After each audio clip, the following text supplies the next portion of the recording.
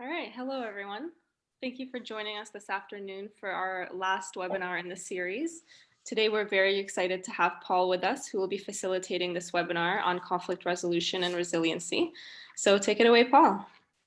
Okay, welcome everybody. It's a pleasure to be here. And I think one of the things I really want to share with you is techniques that I have found very, very helpful working with thousands of clients. I was a clinician for 10 years at the Center for Addiction and Mental Health. And the tools I'm going to introduce you to, I've actually had clients teach them to other clients. So they would say, Paul, you're an urban legend. And I went, how so? Well, I went to one aftercare meeting and somebody was doing one of the techniques you taught us. And I said, well, you must know Paul Hyman. And they said, Paul who? Well, how'd you learn this? And this individual said, I was at another meeting a month ago. I was very emotionally upset. Somebody came over and taught me this technique. And if you'd like, I will teach this to you. So I really feel touched that people have found these tools so effective that they're teaching other people that are teaching other people that are teaching other people. So these are tools that will be very beneficial to your work with clients and different ups and downs of emotions, and also ways that they can take it home to their family. So that's my ultimate goal. And as I said, if you have any questions, I put together a very full package of handouts. I know the interpreters are asking me, are you going to go through all the slides? I got my fingers crossed. We're going to get through it all, everyone. So again, my goal is to understand conflict resolution and to look at new ways to bounce and spring back with resilience. I very much am a believer in the wellness model of personal self-responsibility. So it's not about what I can keep doing for a client over and over again, but more of how can I empower clients to do things for themselves? Because later on in life, they're going to rely on those skills when you're not available. And I also find that people, when they're most alone, that's sometimes when they're really challenged emotionally. So my goal is you will leave feeling better than arriving. And that is always something I would say to clients, that no matter what emotional state they came into, they were going to leave feeling better than how they arrived. So my agenda is really, the key piece is self-awareness. This is a huge, huge tool in terms of conflict resolution, is to really be aware of yourself. And that self-awareness can come from our personal history. It's also something that we want to teach to our clients, because we may not have all the puzzle pieces to understand what that individual has gone through to make it to Canada as a new immigrant or refugee. So self-awareness, we're going to look at some of the dynamics of anger and hostility. I'm going to give you some tools that I have found to be very helpful for de-escalating a situation. And when we get into resiliency, I came up with buoyant resiliency because buoyancy gives you that effervescent floating. It's a cork.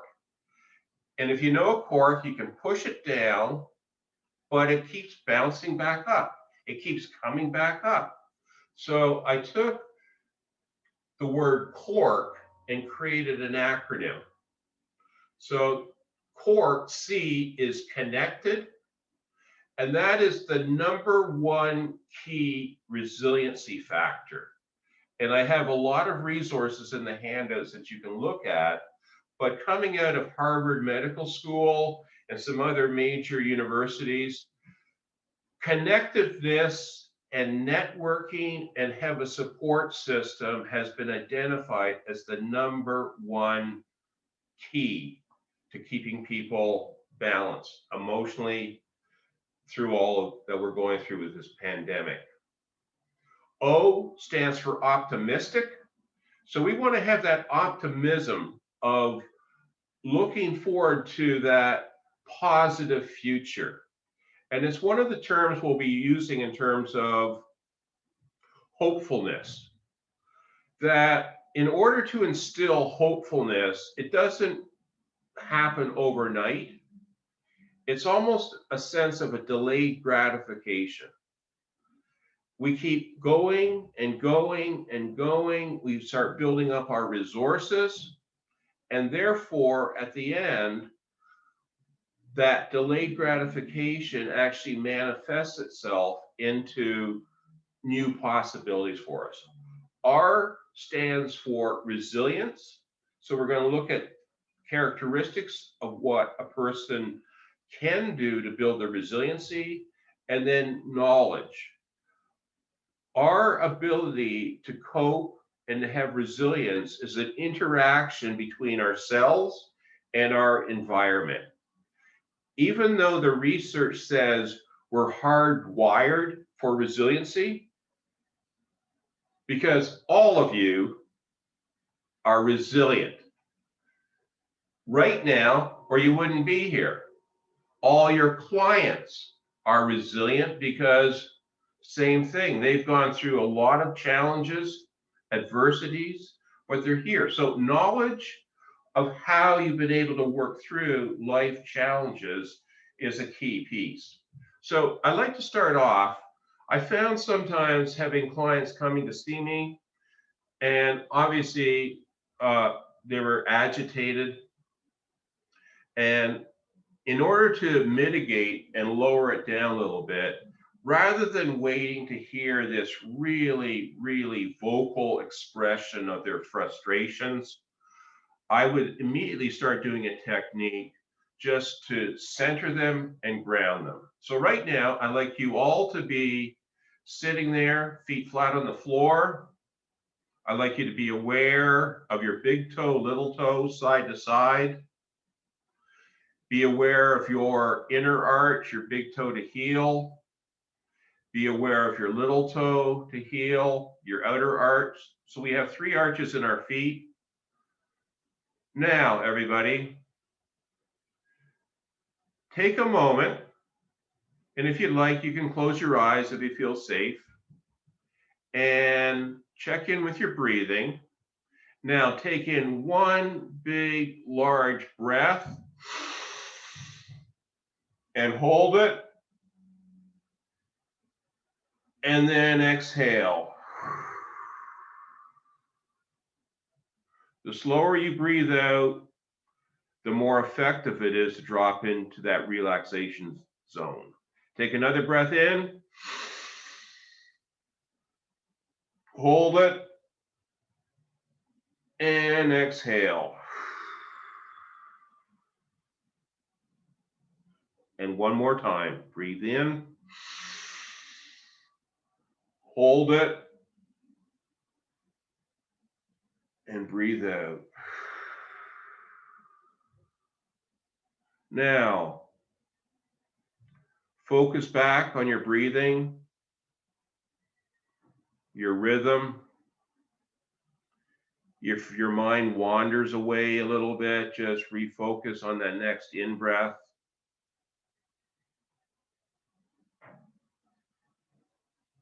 And the truth of it is, it takes just a couple minutes or even 1 minute.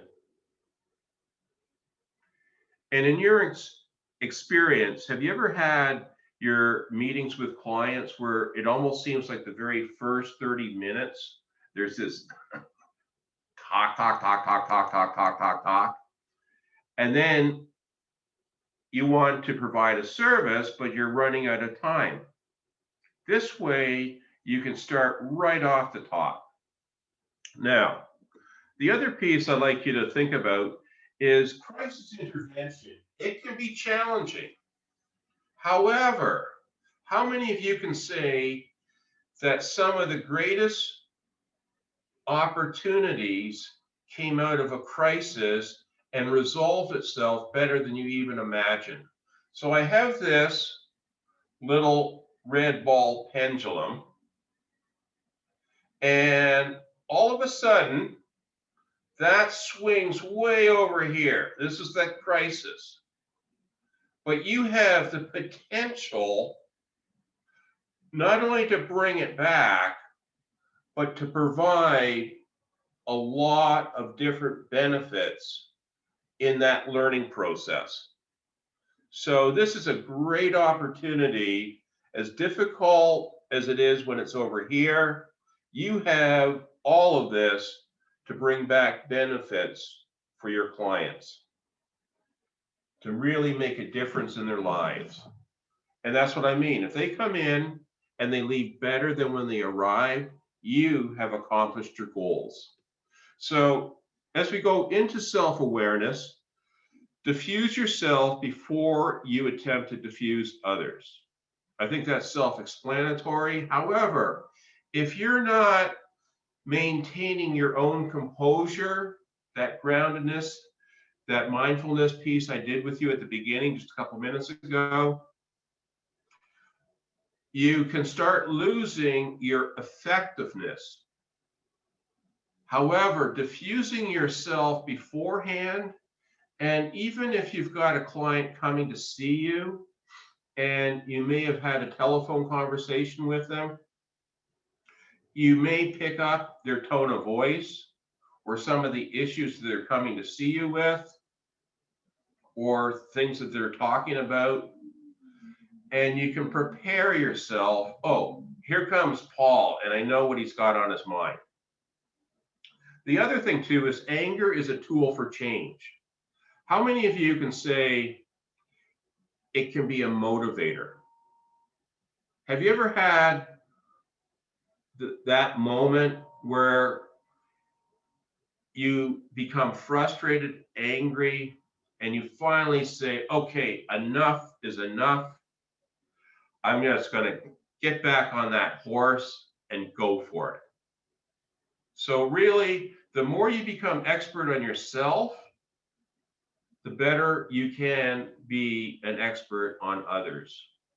Now, when we talk about self-awareness, it's really vital in any time of conflict intervention that it's a powerful resource.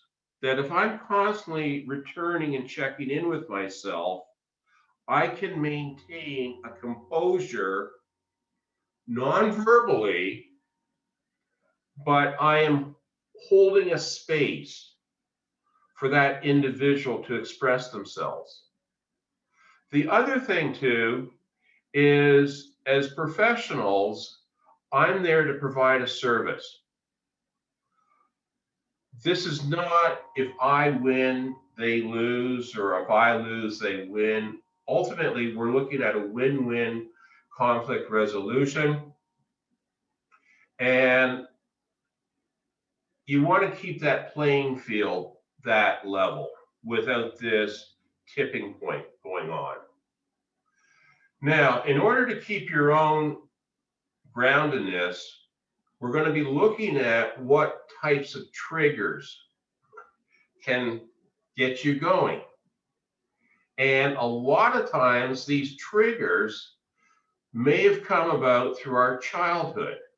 We see certain things that will be a fleeting flash of something we've experienced before, and that can set us up into this cyclical cycle of anger. So respond effectively. I could say respond creatively. You're playing with all kinds of jigsaw puzzle pieces to come on up with that perfect match for your client, rather than to react inappropriately. Now, we're only human, and sometimes it doesn't go as best as we thought it would, but we want to be aware of that. So staying in charge of yourself, your emotions, your physiology in terms of just remembering to breathe. And that's going to be another nonverbal communicator to people, because if you just take a nice deep breath of air in, from my experience, it's almost an invitation to that other person to do the same thing. So keeping that in mind. So we have Socrates, know thyself. And here's a Paul Hyman quote, 2020. If you're not aware, you can't take care. It's about as simple as that. If you're not aware, you can't take care. Now, when we look at this mind-body connection, we have parts of ourselves that we can be maybe more tuned into. Ideally, you'd like to have all three working for you. So your mind, your body, and behavior. However, it's a domino effect. One affects the other. If we're aware of it or not, it's still going on. So you could be thinking of something. You could notice how your physical body is maybe contracting, maybe in tension, and that could lead to behavior. Or your behavior, you're restless, you're walking back and forth, your hands are twitchy, and that starts creating a thought process going on, and then you come back into your body. Or you could wake up one morning and you just feel tense. You can feel it in your jaw or wherever else you're aware of where you hold your tension. And that triggers a thought process and triggers behavior. So one of the things that I found really helpful, when they say a picture says 1,000 words, I like to use toys. So like I've got, and I find this to be a really good metaphor. We come into this world empty, relatively. Now, I've done a lot of things in my life, but I've never been a bartender. However, in this cup, we've got a little life. And in this cup, are you aware of this much life in your cup? Maybe, maybe not. What the research says that people that have gone through extreme trauma have reset that balance point, that they become oblivious, unaware of this in their cup. And life keeps coming at us. Are you aware of this much life in your cup? Maybe, maybe not. And eventually, what's going to happen, everyone? Let me see if I get this perfect. One drop. Have you ever had an experience in your life where things have just built up and all of a sudden that one little drop causes the overflow? Now, in the big picture of life, it probably doesn't mean anything. However, what you're wanting to do for yourself and teach your clients, I find this to work so well to illustrate this concept of regulation.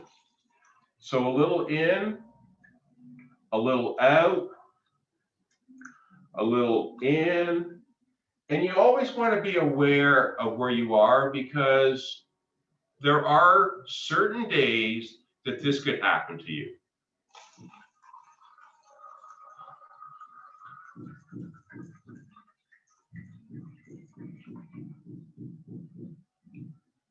And you didn't overflow. Now, another way that you can look at it. Now, I've got another little tool that I use. I call these teaching aids, but people call them toys. And it can start off like this.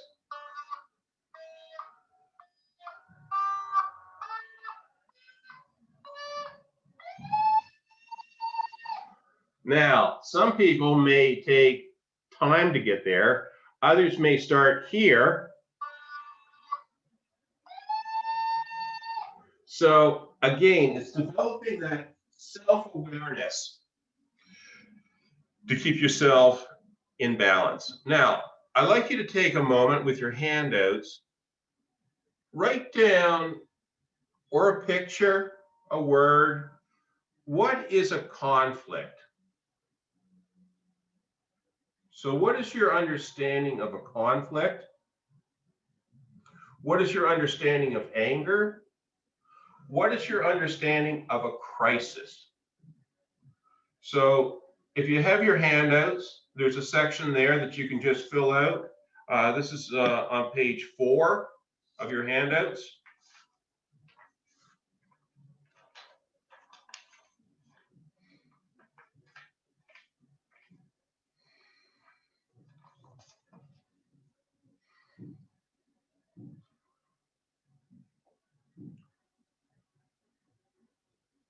So again, just for the sake of time, just check in, conflict.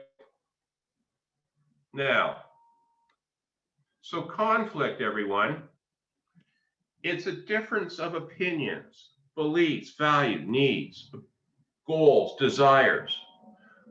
We all have them, and sometimes they're in conflict with someone else's beliefs. And again, being self-aware, we want to be as neutral as we can so that we don't get pulled into this tug of war of this difference of opinions. Now, anger, everybody, is that next level. And I want you to be thinking about, what was it like when you were a child? Was it okay to be angry? Was it accepted that you could be angry? Or was there a consequence? And in different cultures, anger may or may not be always expressed. What I noticed as I was a professional musician for 15 years, I lived in Hong Kong and played with the Hong Kong Symphony. There was a concept there called saving face. And that was, if I express an emotion, that expression of an emotion may bring discredit, it may shame my family. So in order to hold that, to save face, I wouldn't express this. The other thing too is working with a lot of healthcare professionals. One of the terminologies, instead of saying anger or difficult, is people's responsive behavior. So you're not making a judgment call on people. You say, oh, that's their responsive behavioral tendency. Now, take a look at this, everybody. There's 8 different emotions described here for anger. So just look at it, see which ones you're spotting. Like I said, this is in your handouts on page 4, and then I've got it here. There they are. Okay, so these are all different versions of anger that you may be dealing with. And there's a lot, I think, frustrations, unfulfilled expectations, loss of self-respect. When I think about how qualified some of the immigrants and refugees are coming to Canada, and they have put in as much work as anyone else, maybe for their education, and it's not recognized. It's an incredible loss of self-respect, being new, insecurity, and powerlessness. You are the gatekeeper to provide all types of services. So I've got this other one for you. I like this quote.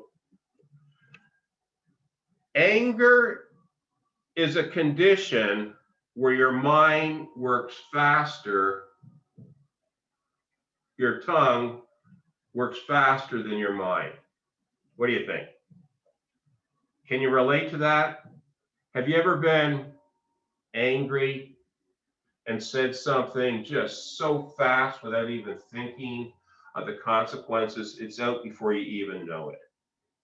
So with anger, we can look at is it really anger that's going on? So it could be, yes, an appropriate expression of a feeling. A lot of times we'll talk about personal space when people get too in our face. It could be a displaced expression of a feeling. And Sigmund Freud was the one that talked about displaced expressions, displaced emotions. And that could be something that your clients are dealing with. It could be a long, long time ago in their history, something that was so extreme, they've done everything to suppress it, as a way of dealing with it. They can compartmentalize it, keep it away, but then something else can happen years later that truly can trigger that repressed feeling, emotion. It could be a confused expression of a feeling. I like to think of it as lead emotion and then your core emotion. So somebody comes in and they're angry, but maybe they don't have the repertoire of understanding other emotions. So could you see somebody coming in to you feeling sad? I can't believe I'm here in my life. I gave up so much to be here and I'm starting all over. Can you see how sadness is really more of a core emotion, but the lead emotion may come out anger? Or can you see somebody coming in, and I'll speak for myself as a man, anger is probably easier than to say, I'm frightened, I'm scared.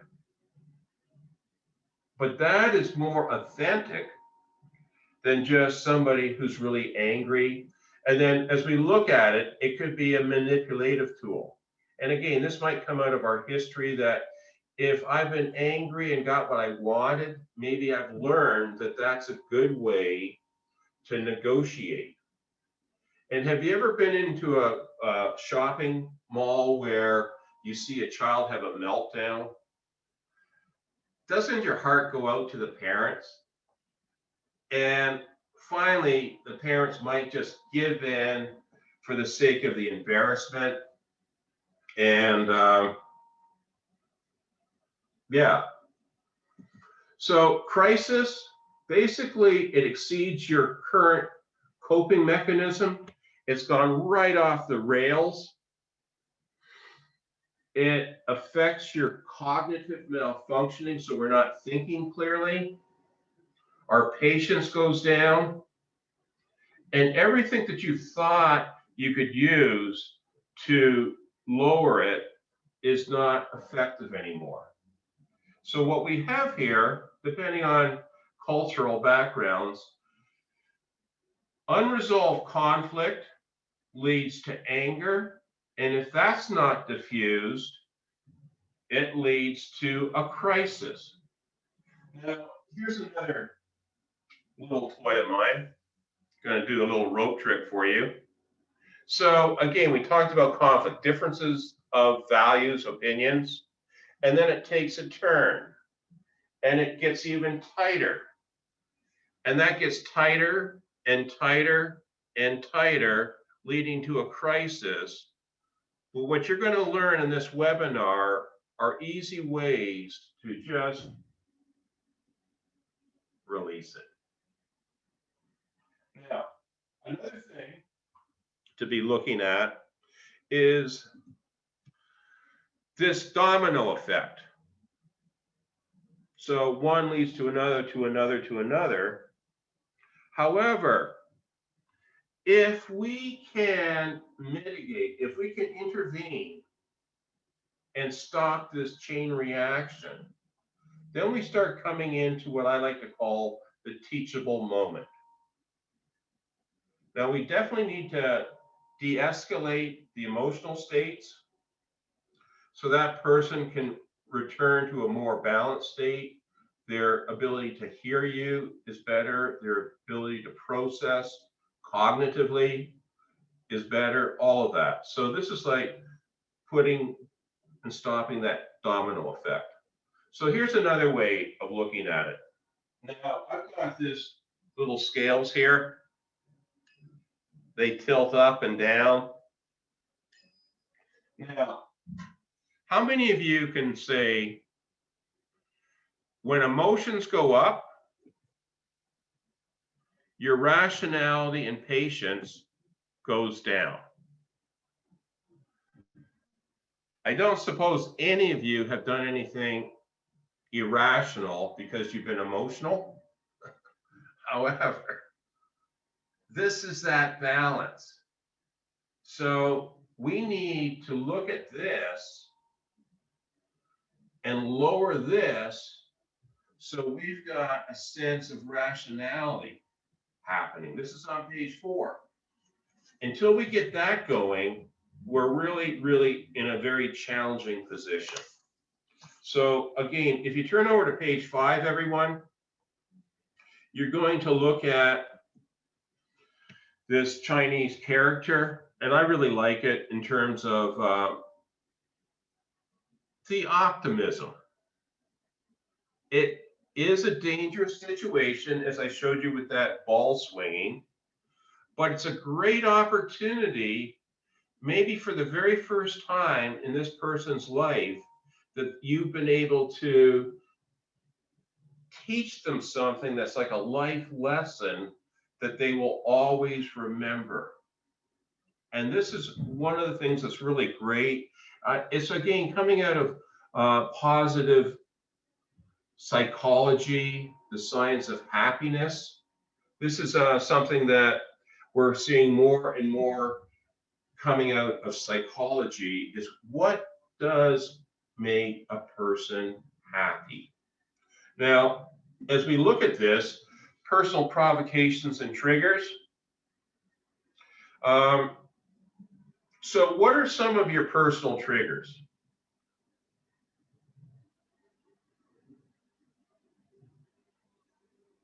Sitting in your computer right now, watching me.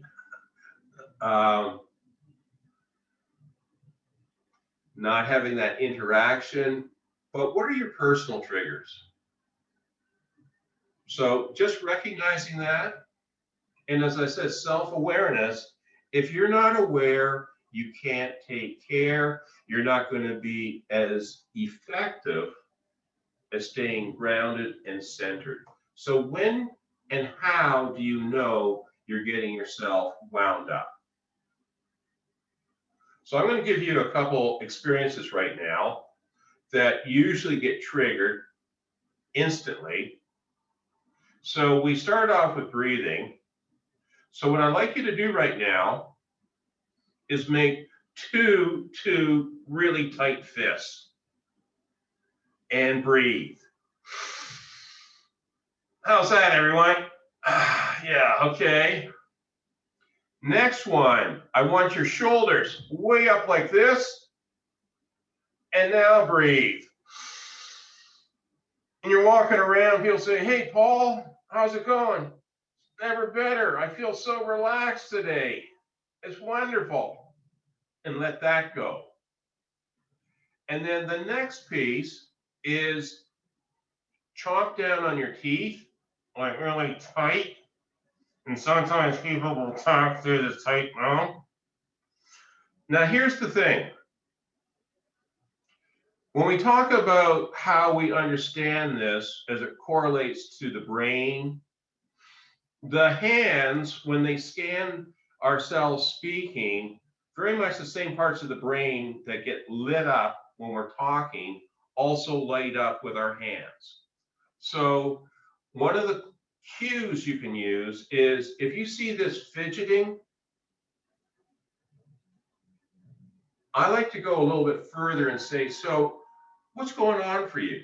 Like, you know, do this more, or what's all that movement about? What do you need to express, or what's that connected to? Our shoulders, the 11th cranial nerve out of the brain, is directly related to our shoulders.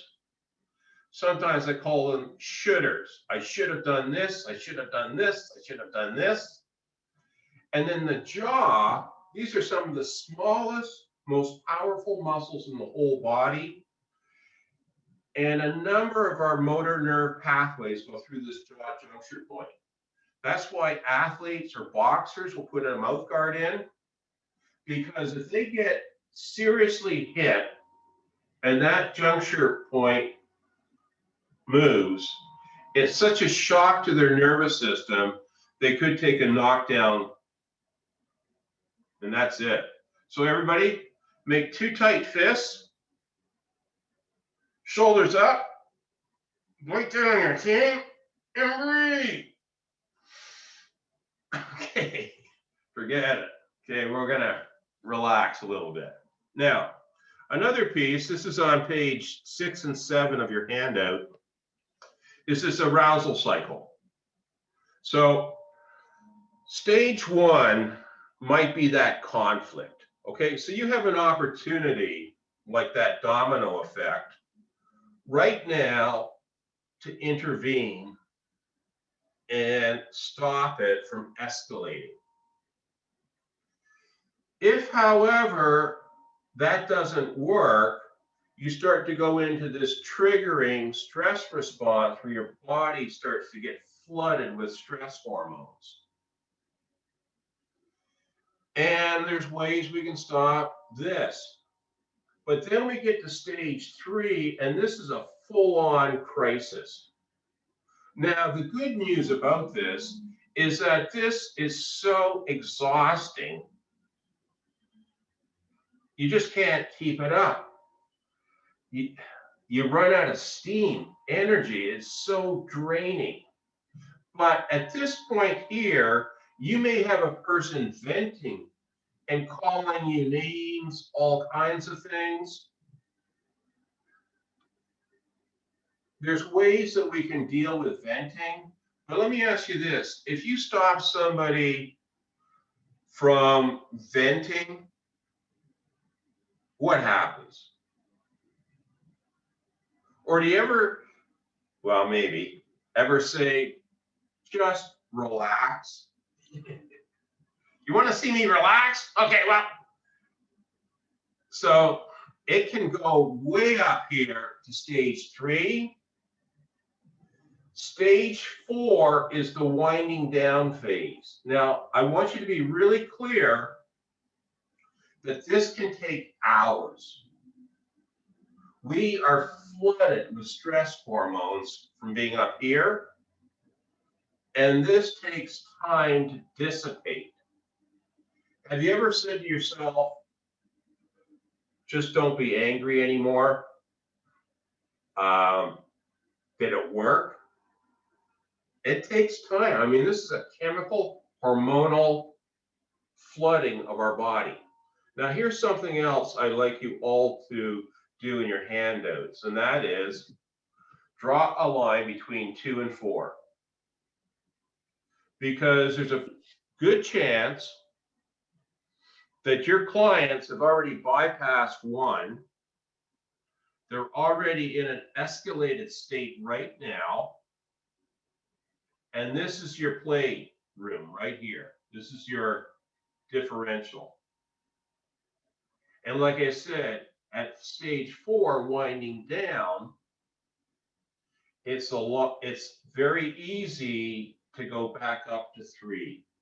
This is when your expertise, your knowledge, your skills, you're playing with a really intense situation from here, bringing it down. Now, stage 5 is a really interesting concept. It's post-crisis depression. You are so expending energy up here that in order to reach this homeostasis, you actually start to dip down a little bit to start coming back to that balanced place. And that is one of the best places that you can use with your clients to teach them certain life skills. Now, how long does it take to get from stage 1 to stage 3? What do you think? Now, if they're coming in already at stage 2, could you see this? Now, you might be fortunate that it started here and then it went to 3. Or it's up here or up here, and through your expertise, you can start dropping it down. So that's one way. Now, when we talk about post-crisis depression, how many of you can see somebody who comes back and they're apologetic, they're feeling ashamed, and to encourage them to come back? Because they probably have had the experience of being isolated and alone. You might be that lifeline that they've reached out to. You've been assisting them, supporting them, and they just feel they've disrespected you. This is where being forgiving, having empathy, to teach them, well, what happened in our last session, would you be open if I could teach you a couple things that we could do, like even do a timeout so that it doesn't go that way?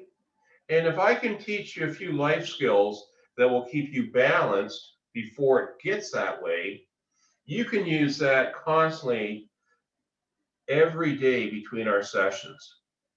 So I like the fact that we do have an opportunity to teach in this moment. So this post-crisis depression, mentioned a lot of it, it's a teachable moment. So again, trauma-informed care, I know you had a session on this. I like to say it ain't personal. 99 times out of 100, you're not the cause, yet you're the target. You happen to be there in the moment. You represent your agency. You are going to take all that frustration from that individual because of your position in the agency. But is it really you? Probably not. Now, the other thing around this trauma-informed care is just to keep this in mind.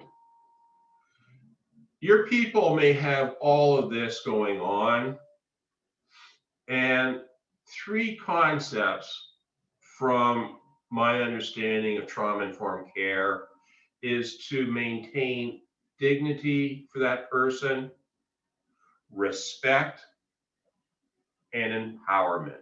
I want that for my clients. And they do heal, they do recover. So this is something just to keep in mind. And you know what? Even if they don't have trauma in their life, isn't this a great way to treat everyone?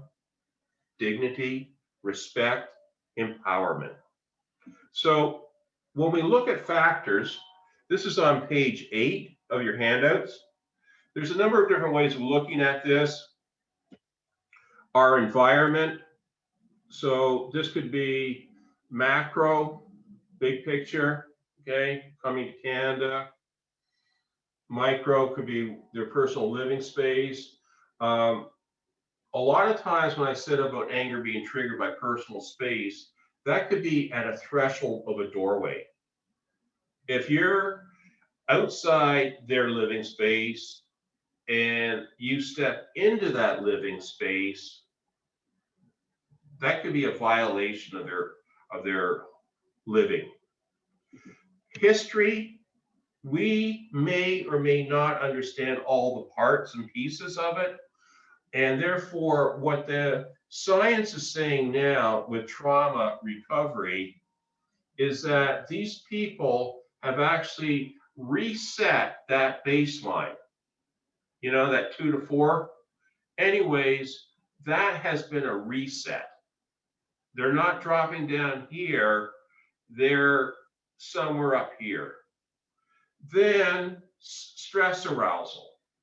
Are they aware, as I did pouring the water into the cup, are they aware of how high up they are in their stress arousal? And do they have any life skills to lower it? What are their beliefs? In fact, are beliefs real? They are if you believe them. So you represent authority. Your agency represents a gateway to services. They may have a belief that they're powerless. You're in the position of power, they have no power, and in their history, they've learned that everybody in a position of power, they're always the loser. It's never win-win. What are they saying to themselves? And this can be quite detrimental, but you may not even know about this. And then finding their communication skills. Are they able to even communicate what's going on? So that's really important. Now, in terms of looking at this, all that I'm talking about is just maybe some concepts. It's truly, you are an artist. You're making magic happen by putting all this together with your background and your training. And you're really looking at this jigsaw puzzle. You're not going to complete it all at once. It's going to take time. But what are some of the things you can do in that moment to fill this one need for your client? Now, another piece to be aware of that I wanted to introduce to you, and I'm not going to take a lot of time because there's a lot to it, but if you're aware of left and right hemispheres. So I like to think of the left hemisphere, which is more logic dominated, compartmentalized, the trees. The right hemisphere is the forest, the big picture, states of emotions. And we have this transfer between the right going to the left only. It does not go back and forth. We do have another pathway going from the left across to the right. So these are very distinct neural pathways to communicate with hemispheres. Now, one of the easiest ways is to catch yourself, because if you escalate, so to give you a sense of what your preferred dominant hemisphere is, you can look at these pictures. This is on page 9 of your handout. However, here's something that's amazing. Take your hands, bring your hands together, and look at what is the thumb on top? Whatever thumb is on top is your dominant hemisphere. And if I was in person, I could show you a few other things to demonstrate this. Now, there's a couple things here. Our fingers are operated, controlled by our opposite hemisphere. Our thumb is controlled by the same hemisphere. And that's why people think maybe as humans, our very first tools we had to manipulate our environment was the pincer grip, moving in opposing directions. Now, there's a couple other things you can do. You could ask them certain stories, and you might hear that in their language. To give you an example, maybe working with children, if they know it, I'm going to use Goldilocks and the Three Bears. Now, or how did you pick those shoes? How did you come to our agency? Now, with Goldilocks and the Three Bears, the right person might just say, it's about a girl who goes out, gets some forage in the forest and the house, and, that's it. The left hemisphere says, it's about a girl that one day wakes up, goes to the forest, goes to a house. There's like this 3 bowls of porridge. One's too hot, one's too cold, one is just perfect. The bears, you hear more details. Now, it's important to recognize this within yourself. I talked about your triggers. If you are the big picture person, looking at the whole picture, and you're running on intuition, and the person you're dealing with is left hemisphere, they want details. They want information, pieces, sequential. It's very important keeping yourself grounded and integrated, that you don't just mix match with this other person here. Here's an example. If you are right hemisphere dominant and you're emotionally upset, how do you feel when somebody who's over here says, you know what, Paul? It's not a big deal. All you got to do is step 1, step 2, step 3, step 4. Now, they're doing the best they can to assist you. And I'm saying, that's it? You have no feelings for my emotions? All you can tell me is step 1, step 2, step 3? What, are you so cold-hearted? So just be aware of that. Now, I've got some things on 5 styles of conflict resolution. Want to kind of move through this. But what we really want to look at is assertiveness, unassertive, uncooperative, cooperative. And I have to say, I've got a lot in your handouts that you can read about, but having a collaboration. When people are in conflict, obviously there's something that they want. So ask them, what do you think we can do together to resolve this issue? What's going to work for you? Other times, we want to have maybe a compromise. Okay, I can't do all of this at once. Their understanding of what your limitations are may not be part of their thought process, but we could come to a compromise.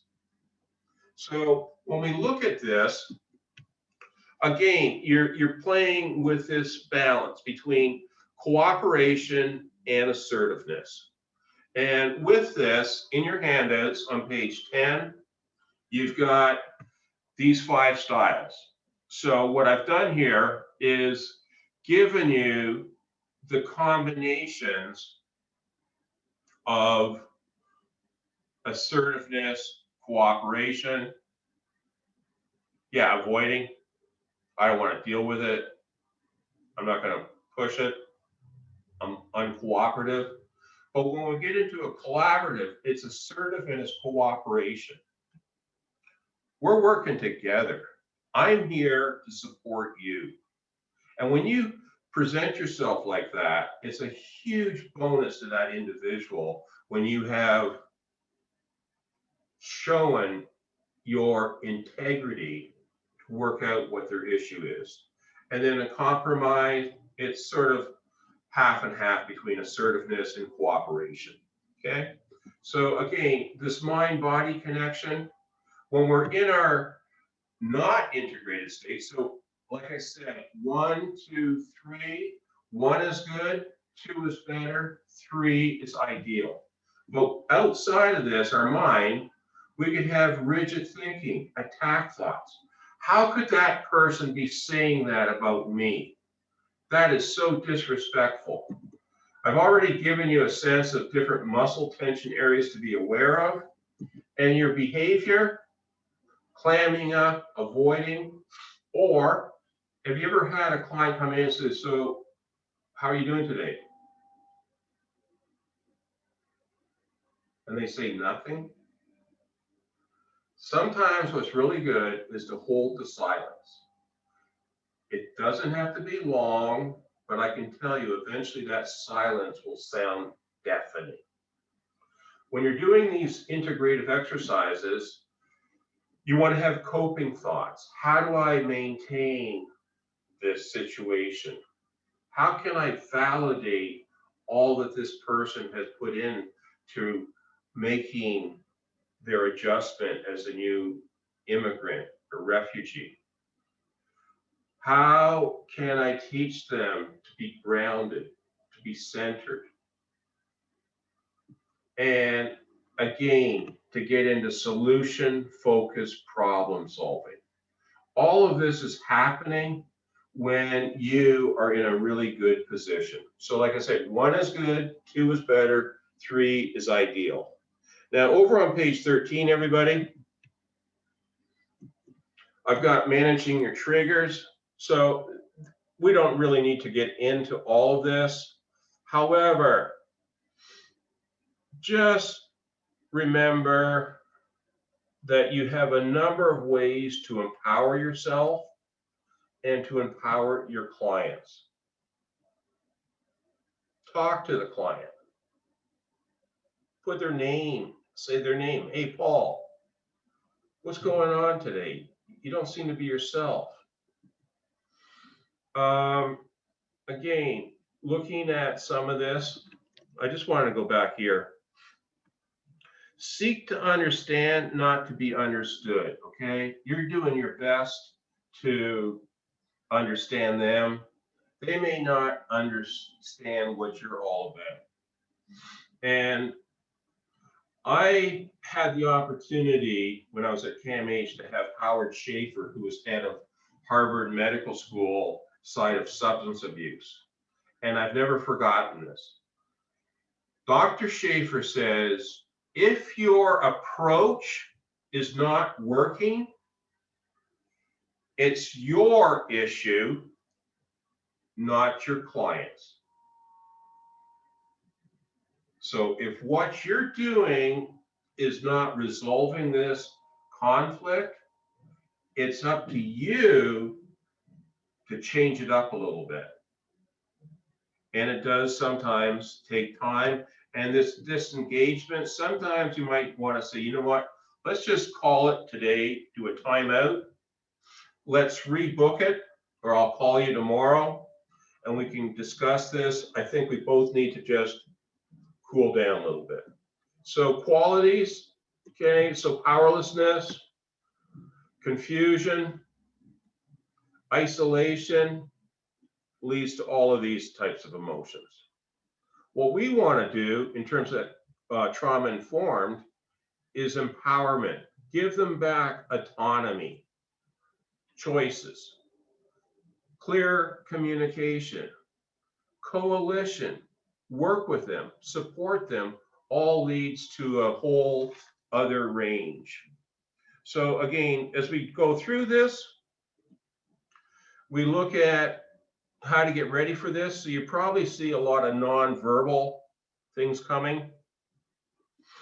And so you want to check and see how that person's coming in to the building, into your office. You want to prepare yourself.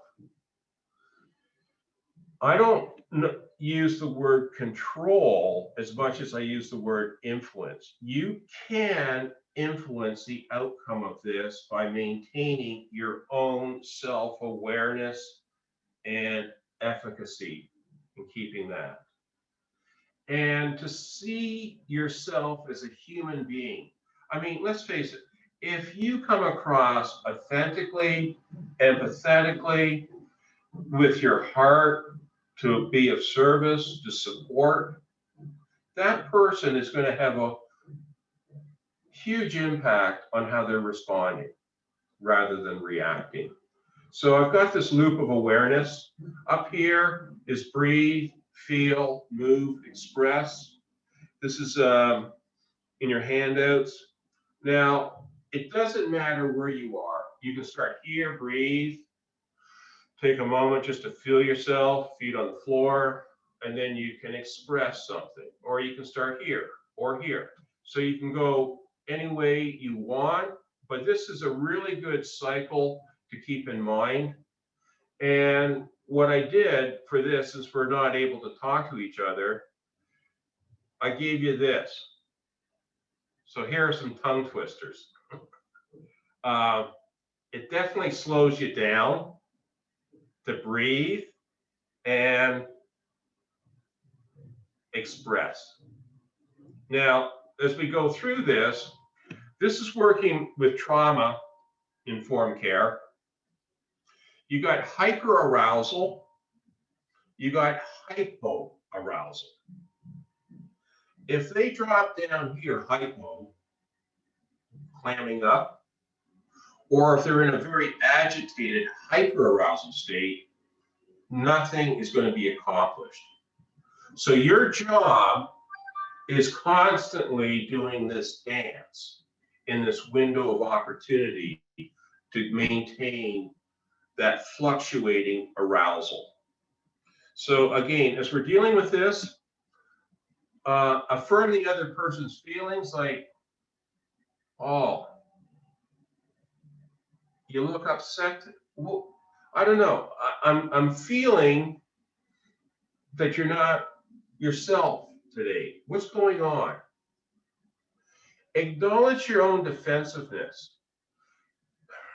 I have to tell you, truthfully, I'm really frustrated. It's okay.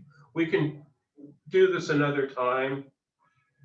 But you have no idea how much work I've put in to your concerns from our last meeting that I have here to share with you.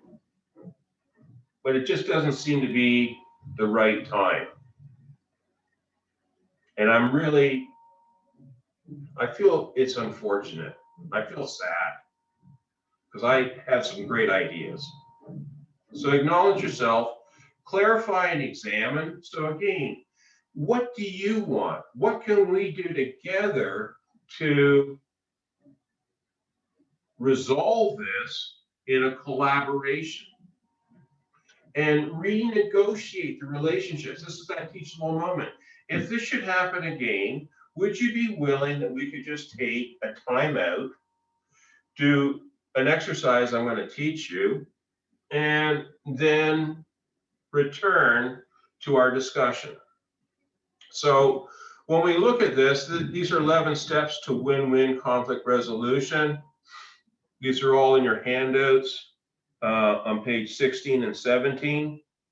So pretty self-evident, but I think one of the things, looking at that kaleidoscope of history, self-talk, stress, it's a dynamic lens. It's moving all the time, all these jigsaw puzzles. But to have empathy, to walk in the other person's shoes. What have they done to get where they are right now? They are survivors. And it could have been incredibly challenging, okay? Again, looking at possible solutions together. So when we look at listening now, I love this Chinese interpretation. You've got your ears. You are 100% present with that individual. Your eyes, you're taking in that nonverbal communication that they're putting out. You're checking in to see that what you're saying is registering and working. Like, I can't see you right now, so I feel like at a disadvantage, and then undivided attention. You're not looking at what you're going to have for lunch or shop for dinner. You're 100% there, and you have the empathy and the compassion of your heart. This is all going in to active listening. So again, here's some phrases I like to use. I do my best to say doing your best. When you say try, what does try mean? Aren't they already doing it? And I stay away from help, because when I say, how can I help you?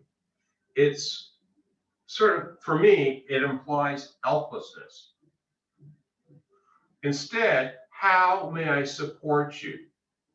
How may I assist you? I'm giving them autonomy, and I'm there to work with you in a collaborative way. But how can I support, assist? How may I be of service to you? How can our agency be of service to you? And whatever they are doing, they're doing their very best. So ASAP, it's amazing just apologizing, how amazing that can diffuse the situation. Accept responsibility, because you do represent a place of power at your agency that they're coming to. And then be prepared to offer assistance and support. So these are some phrases, okay? These are on page 18 in your handouts. But I just want to quickly just finish up with this section. So communication, this person here, Chick sent me hi. So if anything else, Chick sent me hi, Hungarian psychologist. So the quality of our lives improves immensely when there is at least one other person who is willing to listen to our troubles. So active listening, you want to attend to that person's body language. You want to take in the content. So you're probing, asking questions. Tell me more. Okay, I don't quite understand that. Can you elaborate? And to acknowledge their feelings. And it's all going back to active listening. So we got summarizing, we got emotional label, and we're paraphrasing. So all of that's going on. That's on page 19. Again, we'll quickly go through this. But you want to be able to use all those tools of active listening, especially when we get into body language, okay? And here's an exercise for you. It's a little scripted. However, practice it, keep it as one of your tools, and be able to repeat back to a person. And if they say, did I leave anything out? Let them fill in the gaps. Then it sounds like you felt, so put a feeling to it. And then how can I support you in what you really want? So again, what makes it hard to actively listen? How many of you can say sometimes you're coming up with something to say in response to them? Or maybe you are a little off balance and you're coming up with more of an argumental rebuttal. No, okay? And to be aware of, is this person really understanding what you're saying, what you're communicating?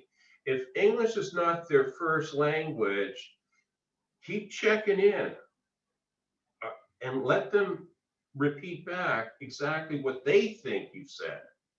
So communication, out of all that we've been saying right now, 7%. Tone of voice, 38, body language. So when we look at this, I like to say speak slowly, softly, clearly, succinctly. Because when they're in an agitated state, a lot of verbiage is just going to go in one ear and out the other. You can really use your voice as an instrument. And I take this as a compliment from my clients, CAMH. They said, Paul, you were surgically succinct with your words. Short and sweet, okay? So wonder question, another tool for you. I wonder what I've said that's caused this situation to escalate. If they're at 2, did I say something that triggered a 3? And if that's happened, what do I need to say to drop it down to a 4? I wonder what they really want. I wonder from all that they've said how I can resolve this. So these are really helpful tools to use. Again, communication, body space, body language, okay? Now I have this here. Are you aware of these communication skills when confronted by a person in a conflict situation? This is your tools. This is that self-awareness. So the red zone, if it ever gets to that degree, you want to make sure that you're safe.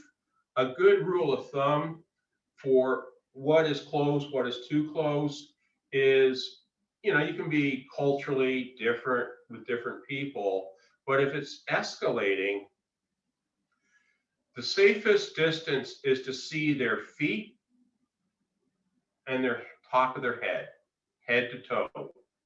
You don't ever take your eyes off the client, but if you can see the head and their toes, there's no way that they can kick you. That is the rule of thumb for keeping a safe distance. So again, your body language, how do you like this? How can I help you? Now, does this person look like they're really interested in assisting you? Yeah, thanks. Okay, here's another exercise that's in your handout in terms of communication. And as I said, use your voice as an instrument. And by emphasizing specific words and keeping it short, you can really alter communication. Play this out with a colleague, and I can tell you, there'll probably be one of the statements, maybe the first one, you're not listening to me, if you get your hand involved, okay? Again, another way of breaking this down is to keep it simple, short, sweet, direct, succinct. I could hear you better if you would speak quietly. So water is a huge piece that I use working with clients because the other bit was, is it appropriate for touch? I mean, we're not shaking hands anymore.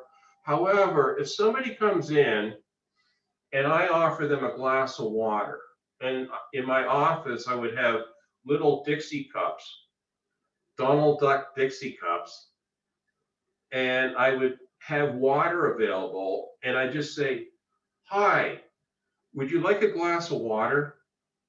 Now, in hypnosis, we call that a pattern interrupt. It's what they may have some agitation, but then you break that pattern by, would you like a glass of water? And this is some biofeedback that I'm going to show you, but water is really great for improving oxygenation to the brain. It bonds with hemoglobin. It also helps out with our polarity of our potassium, sodium, electrolytes. On average, we have 70 plus or minus. If it drops to 30, 35, we're going to be dead. So in a trauma unit, first thing they want to do is put in a saline solution to maintain that polarity. So here's some biofeedback. This is before water. The blue is your beta state, 12 to 25 cycles per second.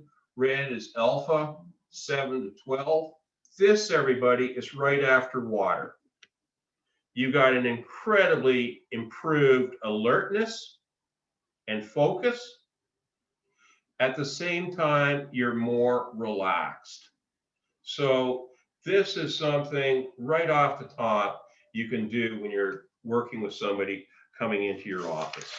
Okay, so as we go, finally, I've got some things that you can keep in mind on page 24. This is from a friend of mine who teaches hostage negotiations. So we're talking a high level of conflict. And he teaches this to the police, and it's simple. Self-control, subject control. You've got to get those emotions down so they're rational, listening to you, patient. You want to create a cooperation between how we resolve this together. And here's the kicker, everybody. Make it easy to agree. Make it hard to disagree. You can't have it much better than that. So again, there's a thing about conflict resolution. Again, with COVID, we're not doing handshakes, but we can do a little fist pump to close things off, okay?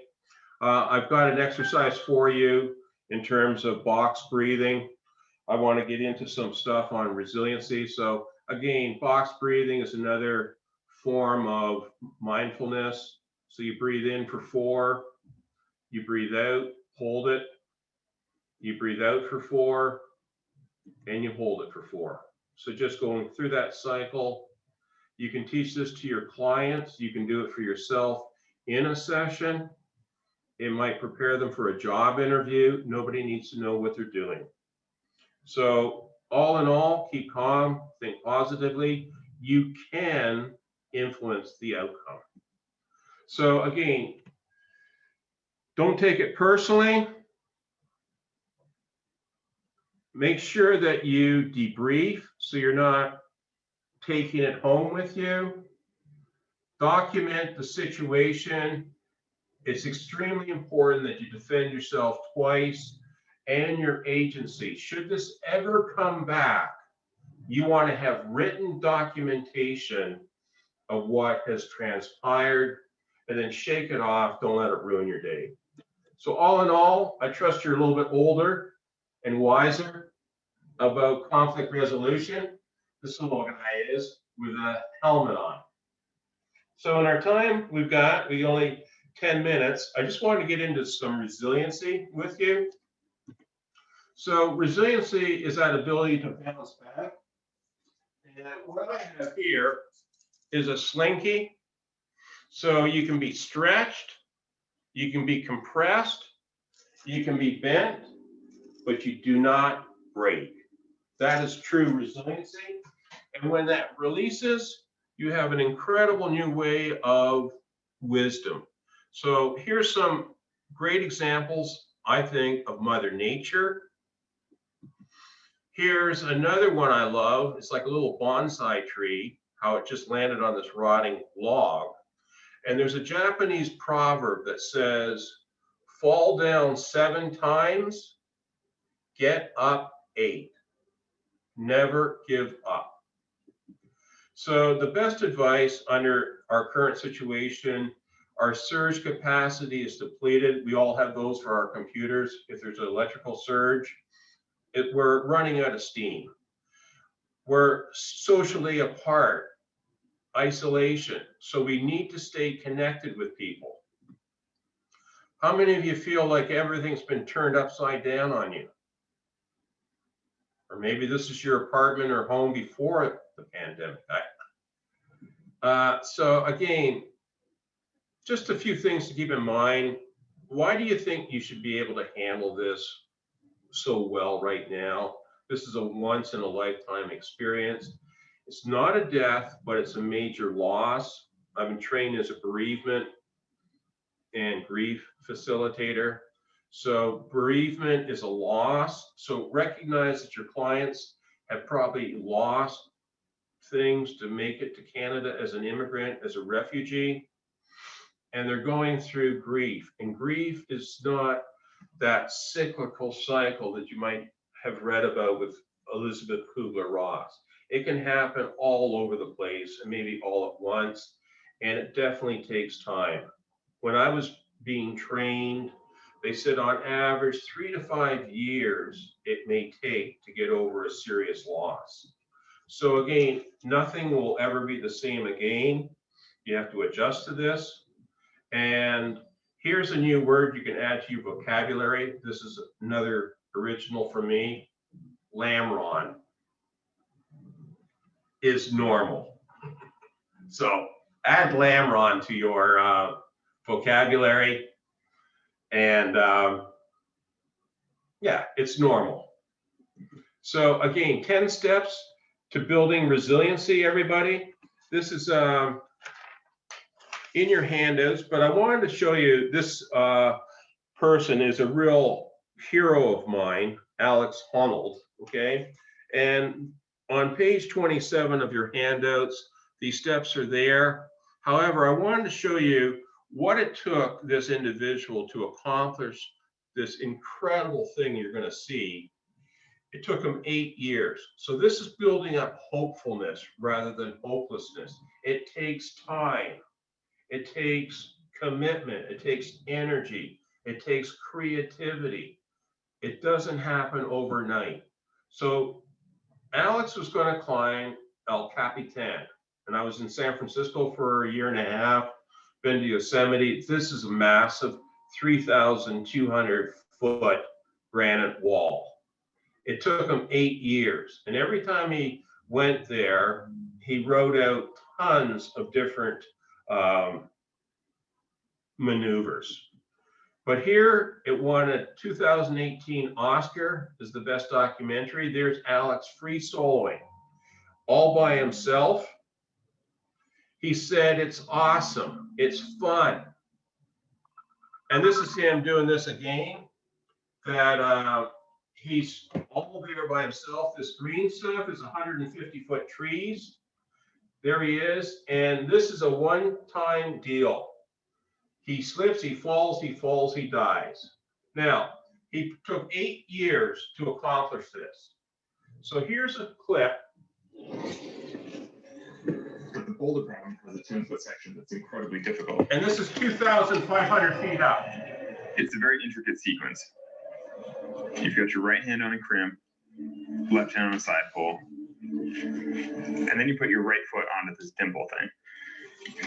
Right hand goes up to a small down one crimp, left foot goes into a little dish, and then you drive up off the left foot into the thumb press. That's the worst hold on the entire route. So you get maybe half your thumb on the hold. Then you roll your 2 fingers over the thumb, switch your feet, left foot stems out to this really bad sloping black foothold. Switch your thumbs.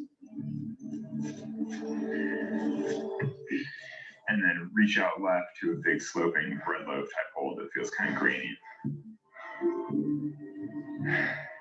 From there, either karate kick or double dino to an edge on the opposite wall. In some ways, it makes more sense to do the big two-handed jump because you're jumping to a good edge, so there's actually something to catch.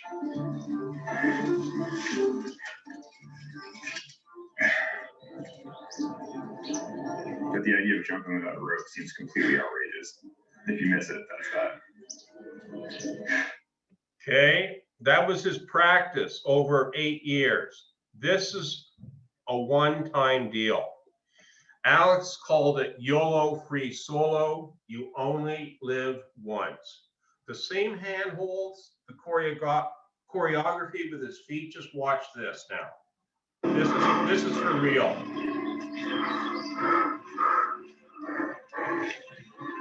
$2,500 feet up.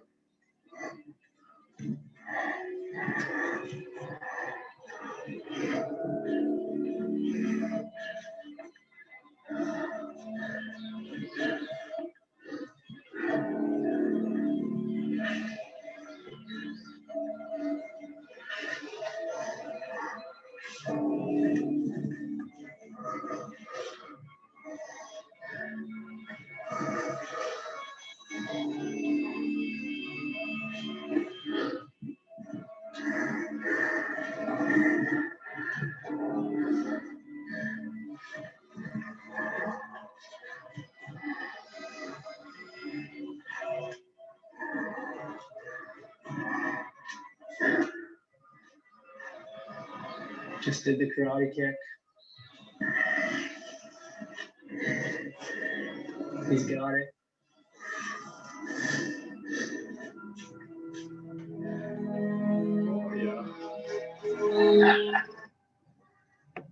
And here he is at the top.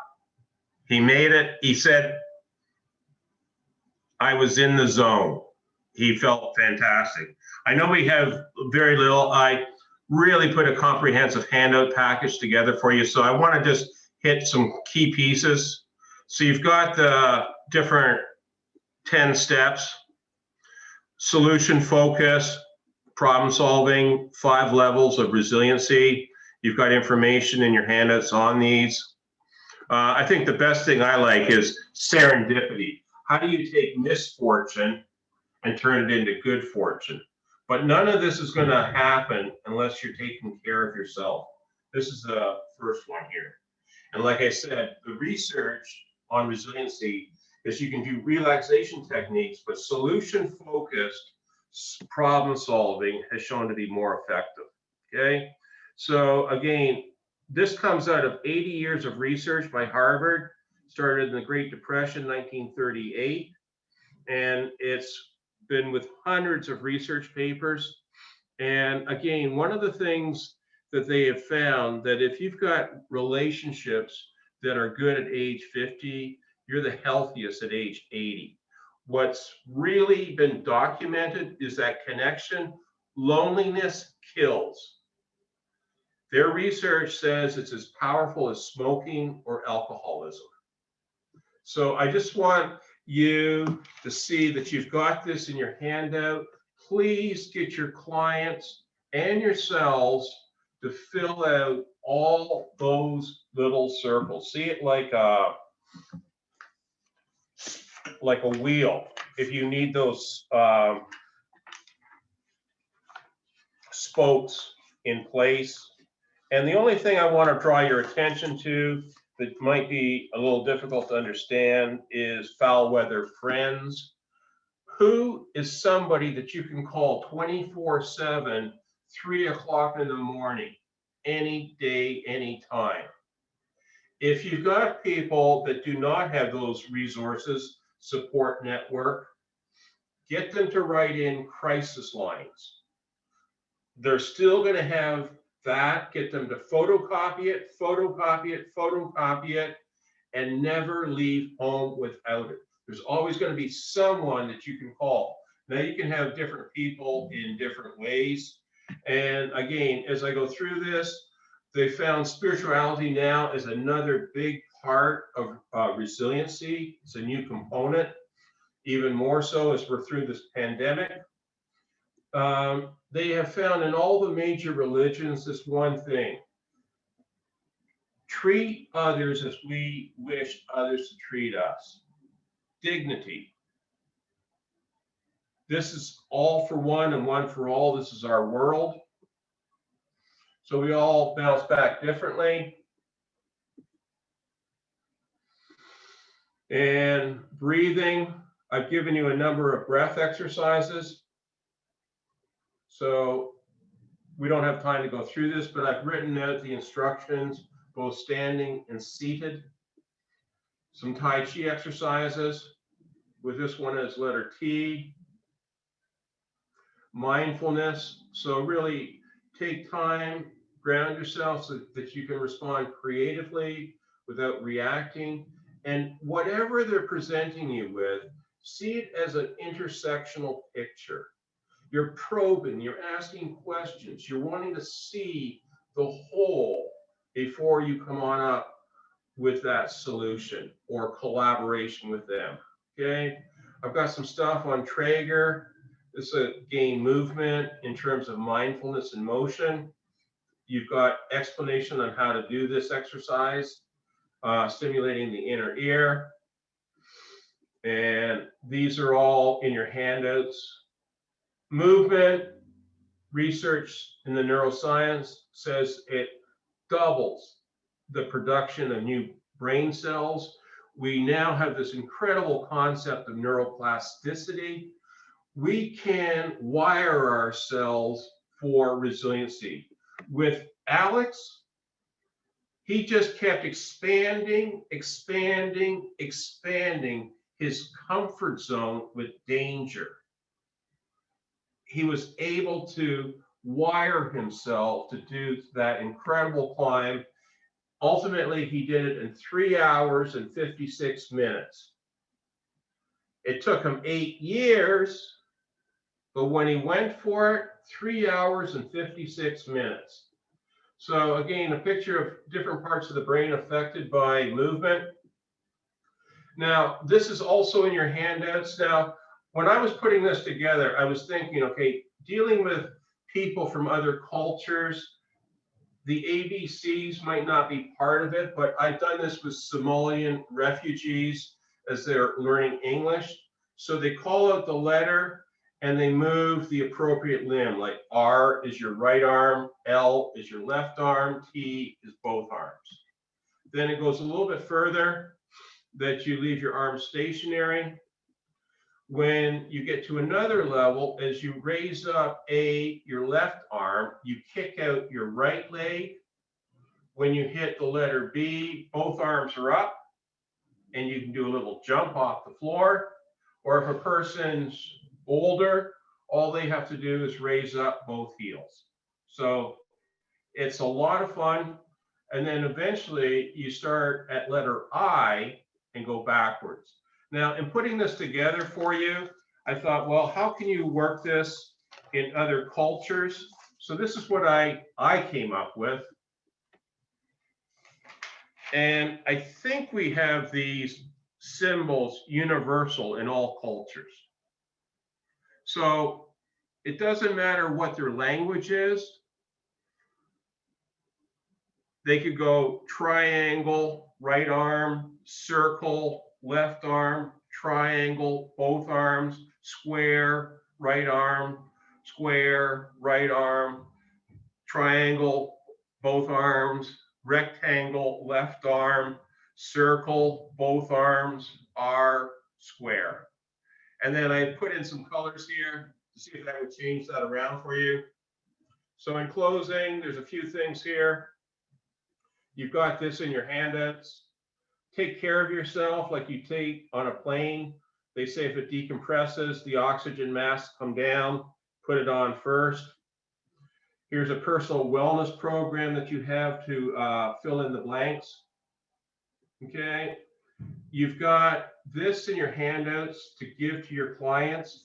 I actually have given you this also as a separate handout. So it's a one-pager, double-sided with the pictures that you can teach your clients and a chart that they can check it off. Nice way, working with older adults, they call this a prescription, a roadmap for living life. So take a moment and read this. I think there's an evaluation, but really, I appreciate you joining me. My mission, sharing this with all of you, is to carry this forth as our mission together to make this a better world for everyone, wherever they come from. We are one. So thank you so much, everyone. It's been really my pleasure. I am Paul Hyman, Brain Fitness, and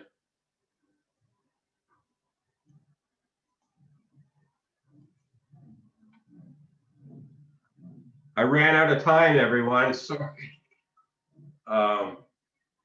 But you do have a very expansive handout package that I've written in all the instructions. So even though we didn't have time to go through them,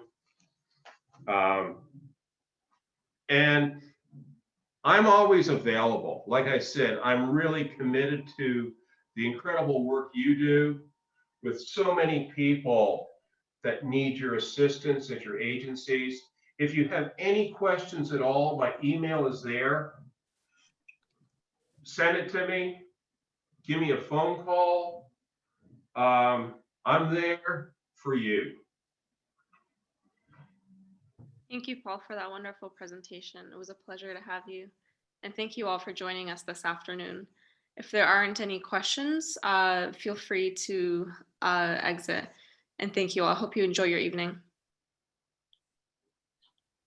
Thank you. Thank you.